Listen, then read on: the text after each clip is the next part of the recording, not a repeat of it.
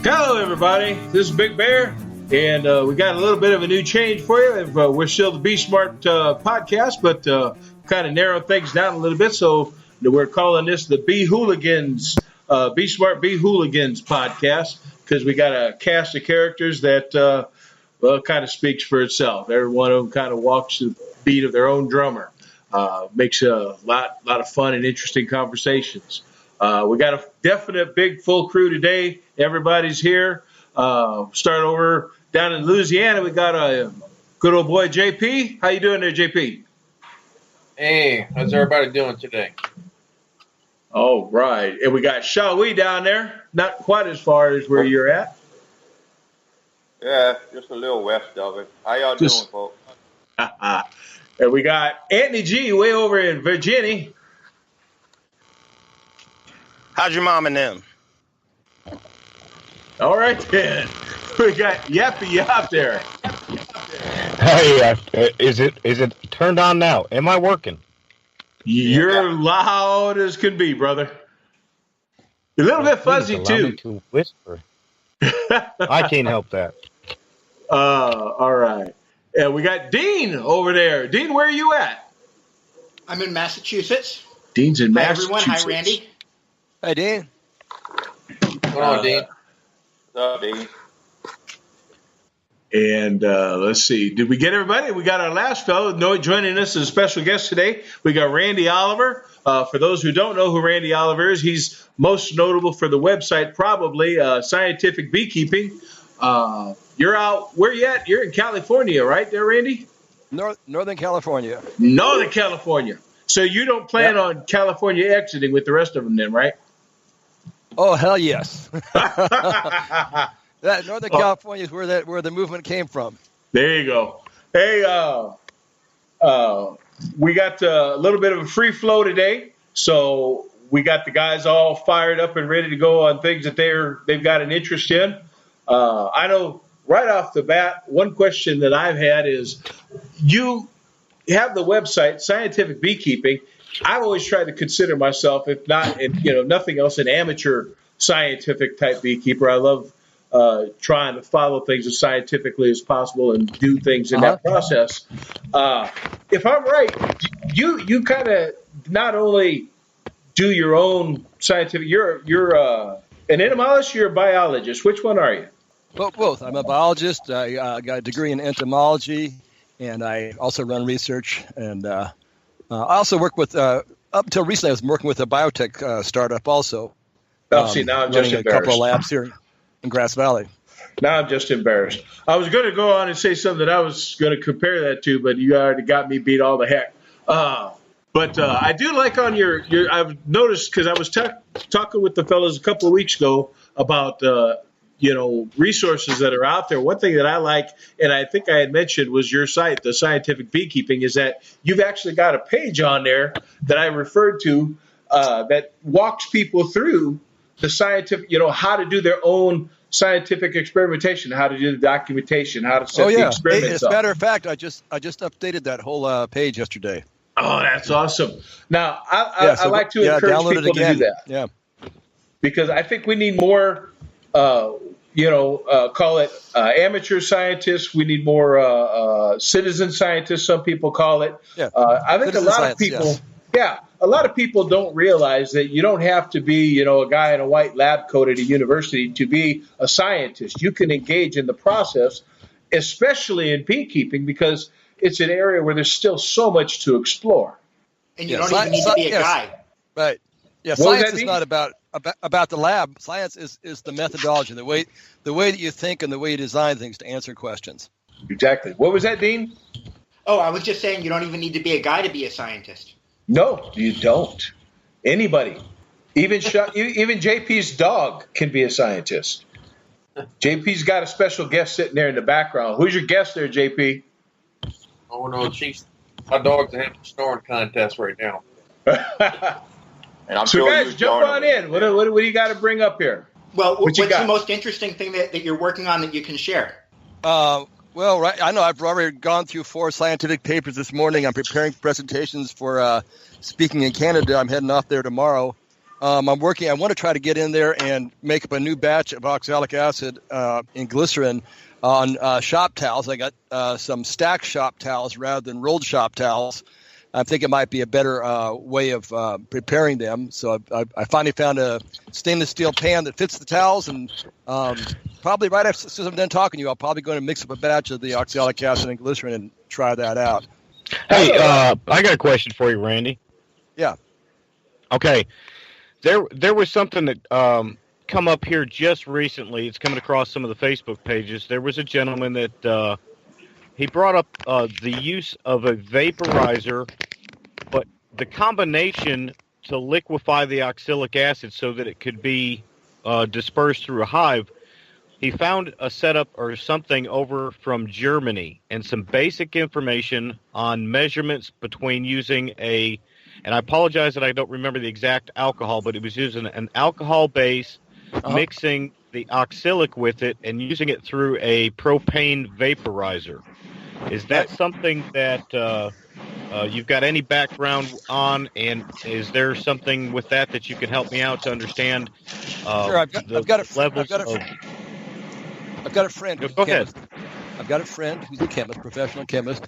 He's working on it right now. We've been corresponding the last few days. He was following it also. He bought himself one of the foggers. There's a couple of questions involved. One is if you take an organic acid such as oxalic, it's oxalic, not oxalic, by the way. Oxalic acid. There's an A in the middle of it. Okay, if you take an organic acid such as oxalic and you combine it with an alcohol and you heat it up and remove the water, so there's no water present, you create a new class of chemicals called esters. So many of your fruit and vegetable flavorings, aromas are esters. So there's one of the questions is whether you would create an ester if you mix alcohol and oxalic and heat it up. Now, if you add a little bit of water to the alcohol, then that would be unlikely to happen because esterification requires a complete absence of water. The initial experiments that he's done this last week is he didn't get quite the amount of fogging that he expected to get as compared to sublimation directly. It looked like the acid did come out when he did a titration of the what was put out. So you always have to check to make sure that you haven't destroyed the acid in your process. It appeared that the acid came out without being destroyed. So he had 2 nukes. He was trying it on the last couple of days, and he's collecting data right now on percentage of mite kill. Okay, and my concern, and I didn't realize that there would be the change in the compound, but the test and the measurements and everything. This was basic information that was coming out of Germany, and it was picked up on by a certain individual, and then it was kind of he repeated the process, and then went out there and was doing the vaporizing. Now I can't say that according to the best that I remember, was he was seeing oxalic. Let me ask you a question. Are you talking about vaporizing or fogging? Fogging. I apologize. Fogging with a propane fogger. Okay, so one of the things about science, you want to do citizen science, learn how to pronounce oxalic acid, and make sure that if you're talking about fogging, don't say vaporizing. All the words are really critical when you're doing science. Yes, I understand, so I apologize. But you don't apologize. I'm just pointing out how to do it right. Right. Well, it had come up, but the addition of the alcohol into this mix is what was throwing me for the safety for the bees themselves, and that's why I brought up the question, wondering if this was something that you had any thoughts on as far as safety related, also for the beehive itself. The amount of alcohol would be negligible. I wouldn't worry about the alcohol. The other thing that could be used rather than alcohol would be glycerin. Glycerin will dissolve more oxalic acid than alcohol will. So if I were going to do it, I would probably do the fogging with glycerin rather than using alcohol. Okay, but you say the gentleman you've talked to there is running tests on that process at this point and watching for mite kills. Right. He tested it first with using water and oxalic acid in the fogger. Then he used the alcohol and oxalic acid. He hasn't tried the glycerin and oxalic acid yet. The only question with the alcohol was the potential, the chemical reaction, which you would not get with water or with to a great extent with glycerin. You get some with glycerin, but as far as in direct answer to your question, I wouldn't expect the alcohol, that small amount, to have an effect on the bees. Okay, good deal. Now the problem is if you look at the solubility of oxalic acid in alcohol, it's not that high. So you're talking about putting a logistical problem of how much alcohol you have to do to get up to that 1 gram or 2 grams of oxalic acid that you want to get into the hive. So maybe I should take that back. A small amount of alcohol vaporized would not be expected to cause a problem. Bees are relatively tolerant of alcohol, especially isopropyl alcohol, more so than ethyl alcohol. But what you need to find out is do the calculation of, and I don't have I can pull it up while we're talking. I got a file here of solubility of oxalic acid and different things. Go ahead and let me look this up for a second and go ahead and ask another question. Randy's dropping a lot of $3, $4, $5 words. He got the $5, but he's got a point too. That's what I'm saying. He's got a point. I got to break out a thesaurus or a dictionary, but I appreciate this level. I think that when it comes to the scientific stuff, we got a lot of beekeepers. I know when I've done classes, the language, when they start getting people past the average books that they read and look at, we start looking at more of the scientific, the research that comes out, and even the magazine articles and the websites, you start to see certain language and terminology. And people, I think because they don't know a lot of that terminology, just buzz right over it. They just literally their eyes kind of glaze over a little bit and they move right on, and they might miss out on something because we're not focusing on teaching that terminology as long with some of the more commonly known language that gets used in the regular day-to-day books that people see. So I think it's a good point to, I know for me, I try to bring in the scientific terminology as well when I'm teaching classes and stuff, so that people start to get an idea when they read those articles. They don't get that eye glaze kind of a deal, It's like, that's a word I know now, and they can get more out of those kind of books and websites and magazine articles. Yeah. And this is something I see a lot, and what it is, it's your willingness to do the work.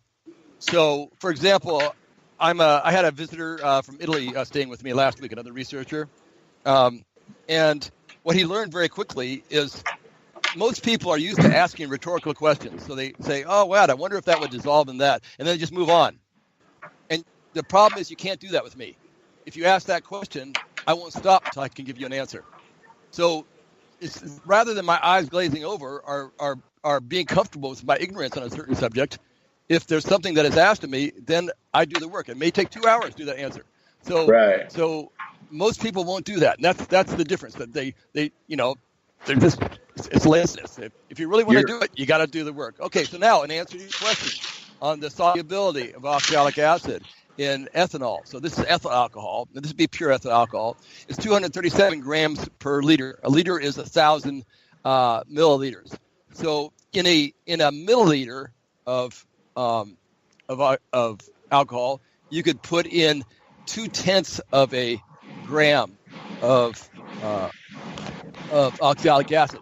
So since you want to put 2 grams in, maybe on a fogging, that'd be 10 milliliters. No, that'd be 10 milliliters of alcohol that it would take. So 10 milliliters of alcohol is not that much in a hive. So to answer your question, yes. What I did, and notice this, I gave you an off-the-cuff answer, and then I realized I shouldn't do that because I really hadn't checked what the solubility is. So I just made the effort to look up the solubility, and now I can give you a definitive answer. It doesn't look like it'd be enough alcohol to cause a problem. Okay. So what I'm trying to do is model scientific thinking for you. This is the way that a scientist thinks about things. You don't just throw out answers. You actually make sure your answers are based on strong evidence, and you can cite that evidence. Right. Now, you referred to 237 grams. Yeah. To the measurement of alcohol. The 237 grams. Let me compare that it takes 2 grams. Is it not 2 grams per hive that we want to expose the hive to for Between a 1 and 2 treatment grams, of the yes. oxalic? Okay, that's a lot of grams to mix in for doing a treatment of having the 237.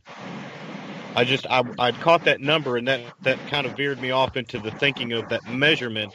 Well, no, that 237 grams was what dissolves into a liter. Into a liter. Yes, it's just a standard measurement and he already did the math, and it's 10 milliliters or something. It's not that much. Right. Yeah, Okay. it breaks down. The guy who made that video, I watched the video, and he just said he had a little video. He's demonstrating the process. He doesn't describe his formula.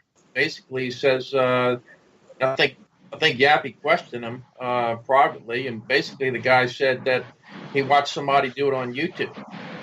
So Right. I saw a YouTube the other day of this. I don't know if you guys saw the same one where the guy is got the fogger and he's standing in the driveway in front of his garage and he's shooting out blasts of the fog and he's coughing and hacking because he doesn't have a respirator on. Is that the same one you guys saw? I saw that. I saw that one. I think. Yeah. Okay. So that's you got to have some caution when you do this. I don't know if you guys have ever inhaled oxalic acid vapor, but you don't want to. You don't want to do that. No. Yeah. I think Yappy was looking for some science behind what the guy was doing, and So my friend also found when he got the fogger that the fogger was very inaccurate as far as dispensing. That depended upon how quickly you pulled the trigger. So apparently the O-ring seal in the pump is not very good. So but when he pulled the trigger, sometimes he got a full dose out. Sometimes he got a partial dose. Oh, is that one of you guys, or is that me buzzing? Somebody's buzzing. Somebody. How appropriate for a bee chat, huh? It's buzzing. Yeah. So Randy, what I'd like to ask you about is a little bit less scientific and a little bit more historical, because I think you've got a perspective that none of us have. It's it's almond time of year, or just past almond time of year.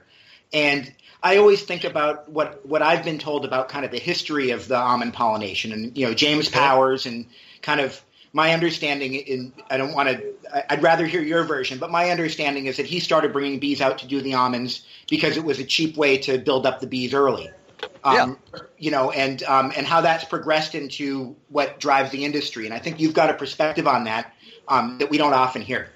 Oh, sure. I started pollinating almonds. We were getting like $8 or $12 a hive.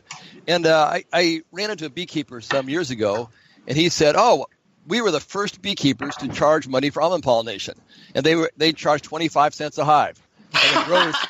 The growers scream bloody murder, at 25 cents a hive. And the reason is that beekeepers traditionally had moved into almonds for free, and they had moved into citrus following almonds for free because your colonies built up well on the almonds and they made honey on the citrus. So that was just a standard agreement between the growers and the beekeepers that growers would allow the beekeepers to place their hives there. There was no the growers weren't about to pay the beekeepers. When the amount of almonds acreage started to increase, so that there actually was maybe a little bit of shortage there, then the beekeepers started asking for 25 cents a hive, and worked up from there 50 cents.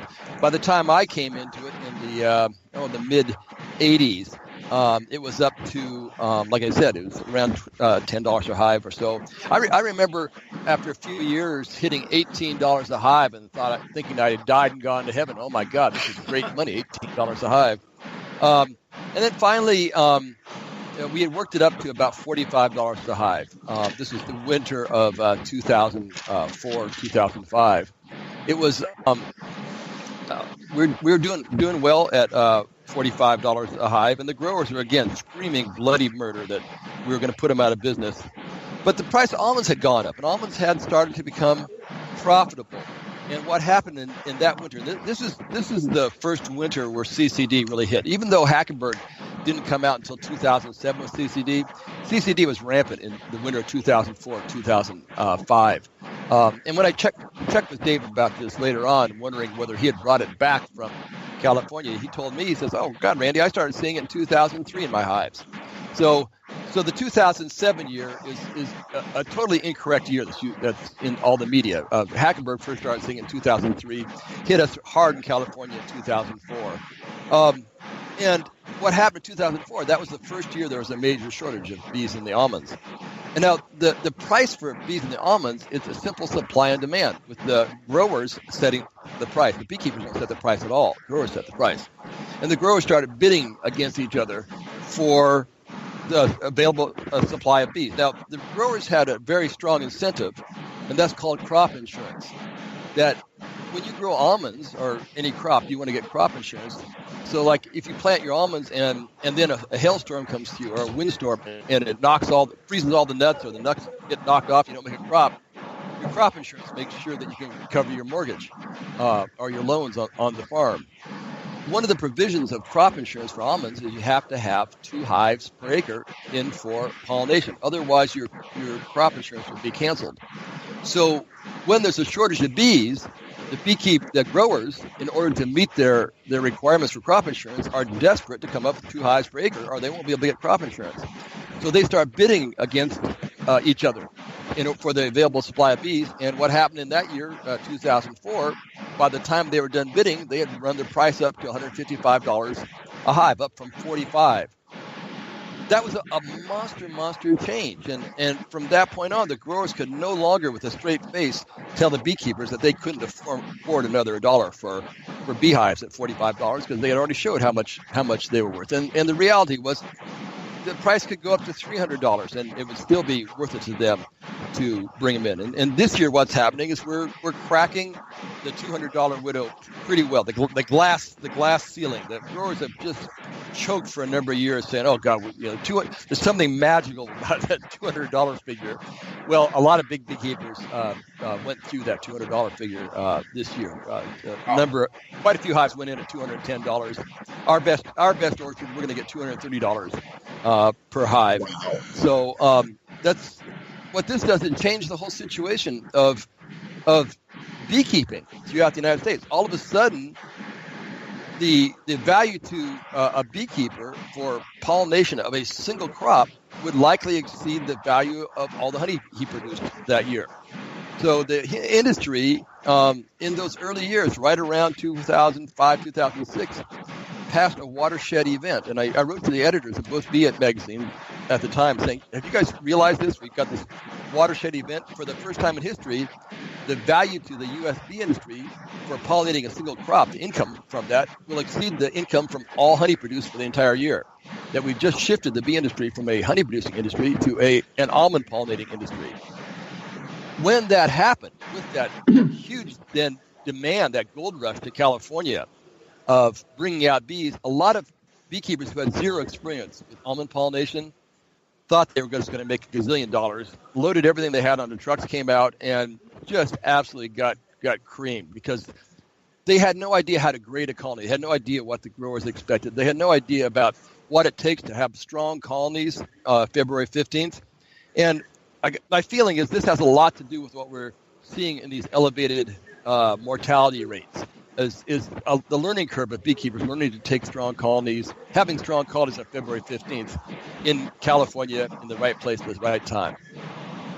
One thing I think I've heard, Randy, you said February 15th several times. Could you go expound on that a little bit? February 15th is when the first cultivars start blooming. Okay. All right. In California. Okay. Because February 15th in Omaha, we ain't doing nothing, maybe checking the hives. Yeah. Beekeeping's not happening in Omaha. It's happening in California right now. Yeah, it is. Randy, are there any other crops besides the almond? Oh. Yeah, there are a few. There's some blueberries and some early cherries. And unfortunately for those growers, they need to compete against the same pool of bees. They need to bid against the almond growers. So for early blueberry or cherry pollination, they've got to pay the same damn prices. They're up there in the 185 to 200 range for those crops. Now, one of the differences is if for blueberries, bees go downhill on blueberries. They go uphill on almonds. So if you have a choice as a beekeeper of going to blueberries in mid-February are going to almonds, and in one of those crops you're going to go uphill, your bees will go uphill, and the other one you're going to go downhill. What are you going to do as far as price? Right. So I guess my question was, this all kind of came about because there was a supply and demand issue. There weren't enough bees available to pollinate the almonds. What I'm curious about is, are there any other crops that you see that are getting to that point or might be at that point, aside from ones that are competing with the almonds time-wise? No, because what's happening is all other paid pollination in the United States is riding on the coattails of the almond growers. The almond growers are just getting screwed on this because in order to produce enough strong colonies early in the spring for almonds, that means there's an absolute glut of bees for the rest of the year, and beekeepers are desperate to find any place to put them down. So all other crops benefit after almonds because it reduces because the supply of bees exceeds the demand. It keeps the prices down for all their crops. Now, Randy, it's my understanding that bees really don't make a lot of honey from the almonds. Is that correct? It depends on the season. We've had drought for the last 5 years, and many colonies came out doing pretty well. We've actually had to throw supers onto some hives in the almonds. Now, this year, it's just the opposite. It's raining most of the time, and colonies will lose weight in the almonds. Now, even if you do make honey, I don't know if you ever tasted almond honey. It tastes like bitter almonds.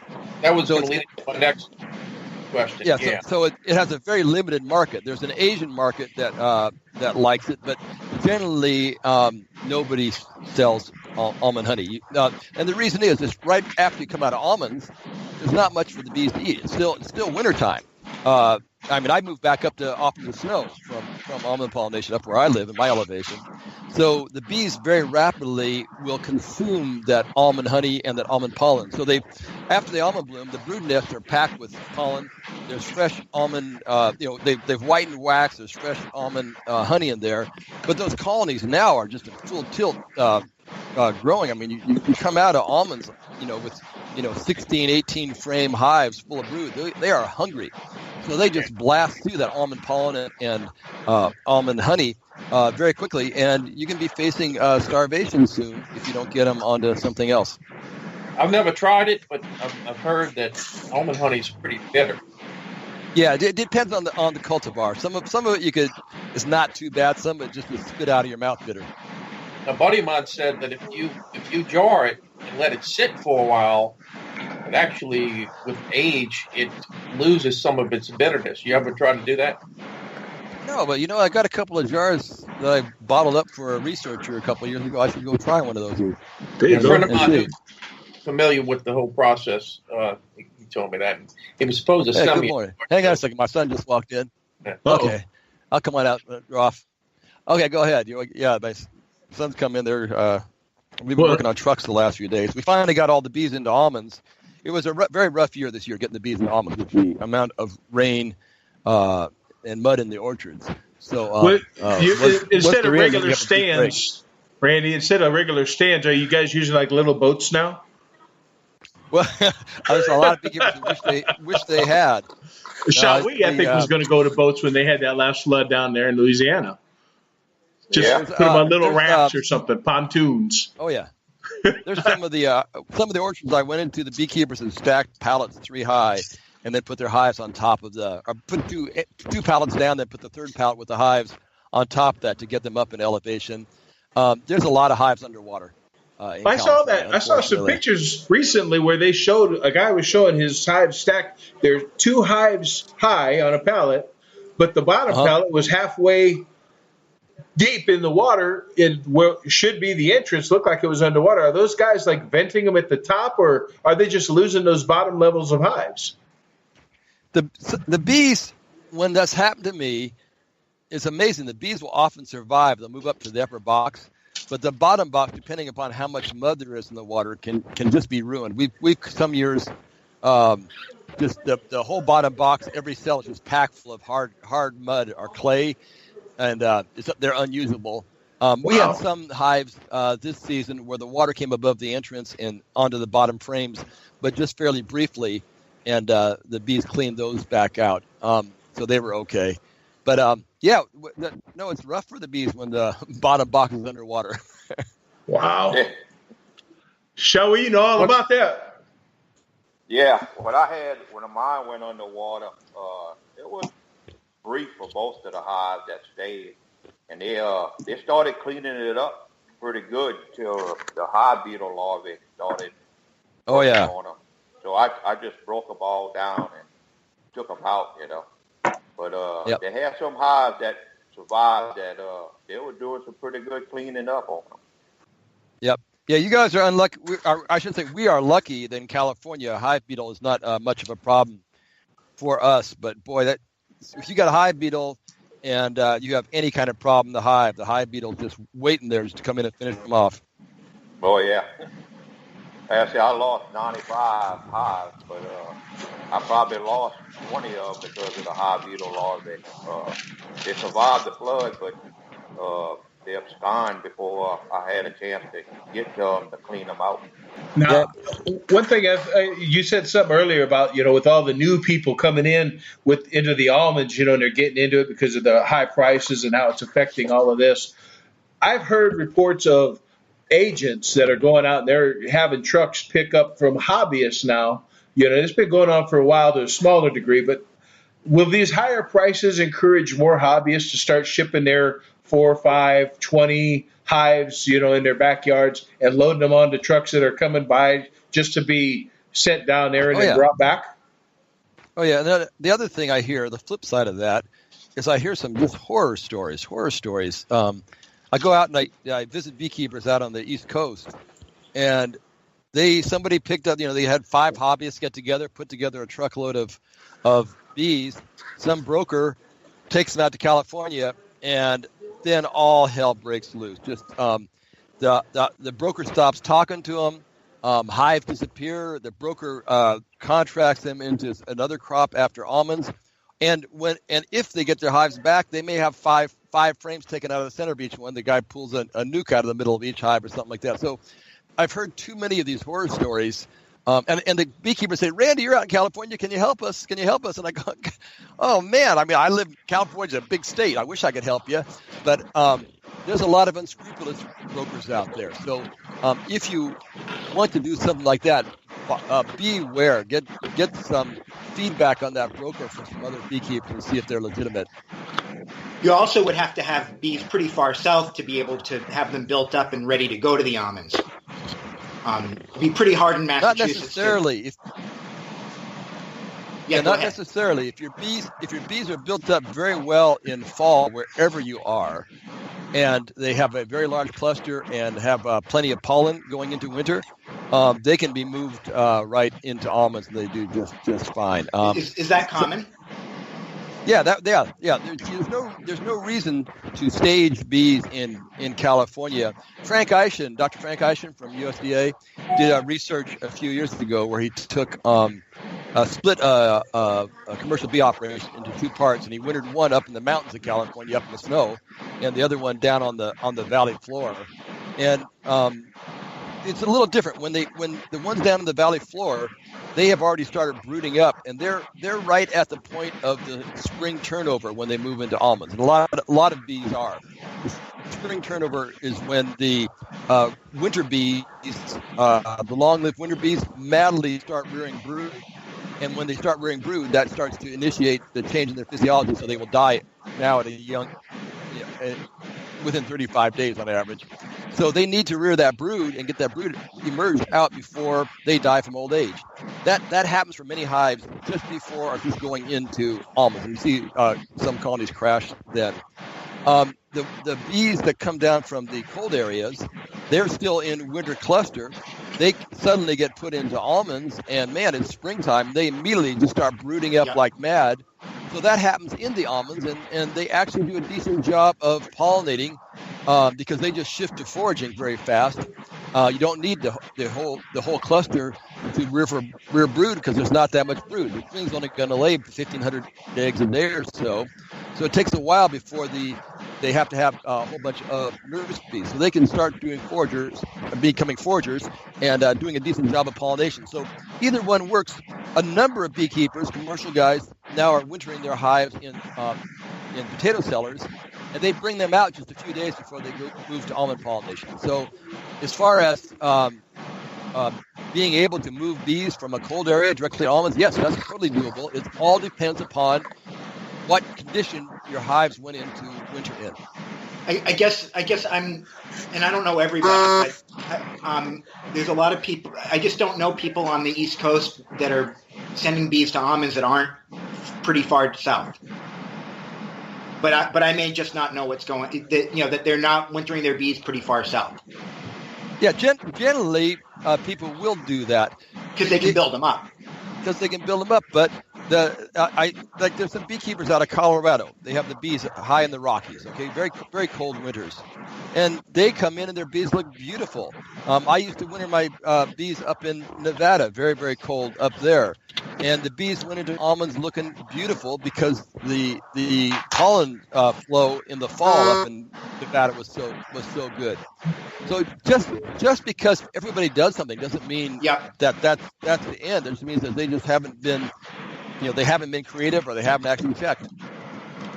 Hey, Randy, I'd like to switch gears real quick if you don't mind.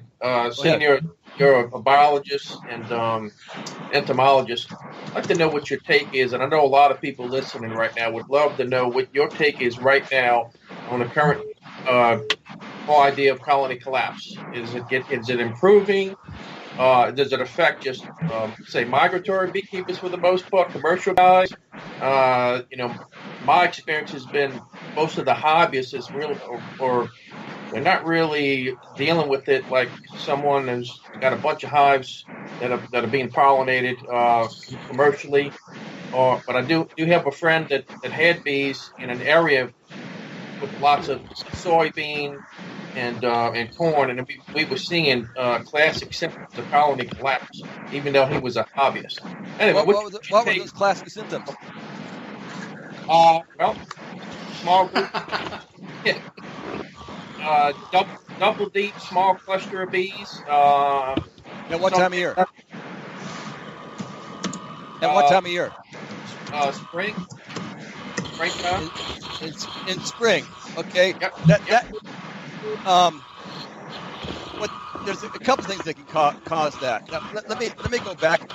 Okay, so colony collapse disorder, CCD, is defined by having a brood present and a sudden disappearance of the adult workforce of the colony, and either complete depopulation or the colony disappearing down to a small handful of bees surrounding a queen with a patch of brood.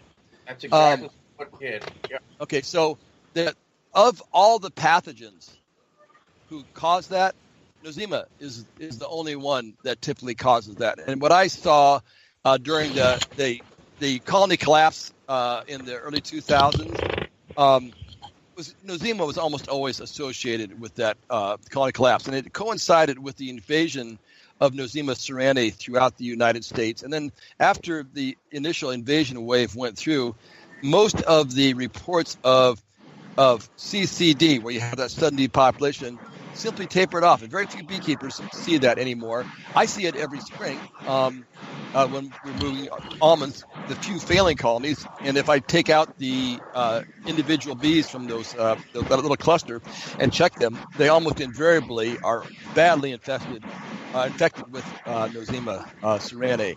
So that symptom, I would check to see whether put those bees under the scope to see whether nosema-ceranae was the culprit. Randy, wasn't the invasion earlier than that? Hey, Randy, okay, as far as the invasion of nosema-ceranae appeared to start around 2001, 2002, and peaked, hit the full wave where it populated most of the U.S. by about 2008, 2009. By around 2010, 2011, we started the reports of CCD had dropped off considerably. So, but I thought Tony Jadzik had samples from like '84. You're absolutely right, but it didn't catch hold. It never caught hold in the U.S. You usually see the symptoms though, and heavy splatters on the face of your hives. That is not a sign of nosema at all. That's a common conception. That's called dysentery. Dysentery is typically caused by the bees eating a pollen or pollen sub that is not digested well, and they often get a yeast infection in their gut. That'll cause dysentery. But there's zero evidence that nosema causes dysentery. The thing that I've noticed, the only symptom I've noticed with nosema, probably ceranae, I haven't had things tested, is that they're weak and failing, and they really won't take feed. Right.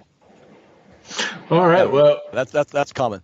yeah. Hey, we got a little bit of time left. I got time for one more, and I know Shawi had something he wanted to pop up with, so Shawi gets the last round here. Okay. All right, Randy.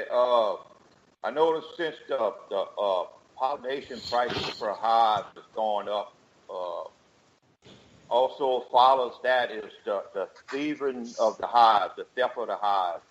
Yeah. How bad it is up there. Well, the beekeepers just brought over some Iraqi terrorists to teach them how to make field bombs so they can load up one hive on each pallet. No, it's not that bad. Okay. And the price may go down a little bit next year because there were adequate bees, plenty of bees this year. So beekeepers did pretty well. So that takes the pressure off. But yeah, there's occasional thefts. We're all really concerned about that. I had a beekeeper friend. I was at the Queen Breeders meeting last month, and the night before she had gotten 400 hives stolen. If your hives are palletized and out somewhere where they're easily accessible, and somebody's got a bee truck in the middle of the night and they've just unloaded it and they've got the forklift right there and they see a whole bunch of these hives just sitting there and they have an empty truck.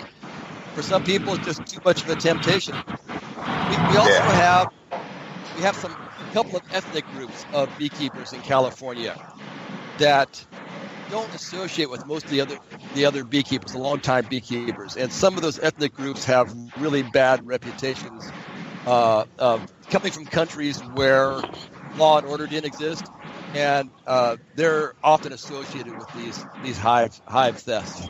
So what a number of beekeepers are doing, they're looking at RFID tags, they're looking at other tracking devices and alerts. They may become more common in the future. Wow, that's rough. All them roguish beekeepers. Well, yeah, like a hive, right? A hive in California at Almond Pollination. If you look at what the value of that hive is, okay, let's look at it in my case here. Out of that hive, I'm going to make, say, $200 for Almond Pollination.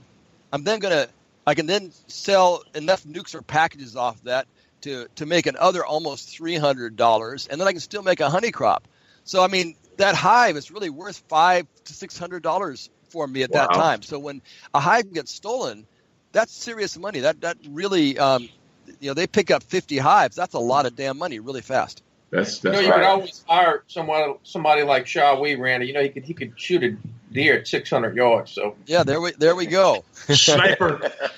What you got to realize is these almond orchards are just, they're horizon to horizon, and there's very few people out there watching them. And we had a sheriff speak to the California Queen Breeders meeting because he solved a case last year or a couple years ago by luck and busted the guy doing this. But he says law enforcement has no idea. You say, "Oh, I lost a bunch of white boxes," and they go, "They all look the same to me. They're all white boxes on a truck." How? And the law enforcement doesn't go out and patrol all these remote orchards, so it's really difficult if you do have your hive stolen, even if they have a marking on them, for them to be recovered. Somebody very quickly can paint over them. That's how they busted this other guy. They got him for destroying the whatever the term is. He had painted over the brands in the boxes, so that means that he was actually trying to disguise them. So he got busted for doing that.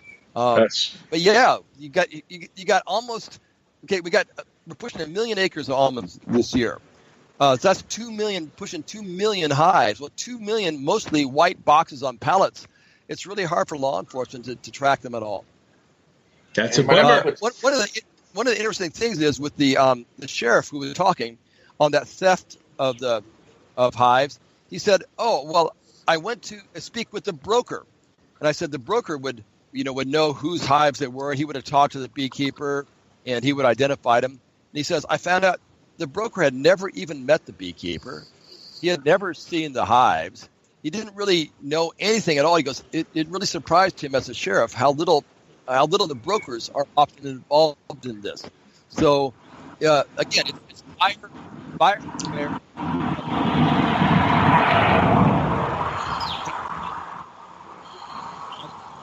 I think that was our alarm to go. That's all the time we got for today anyway, so it's perfect timing.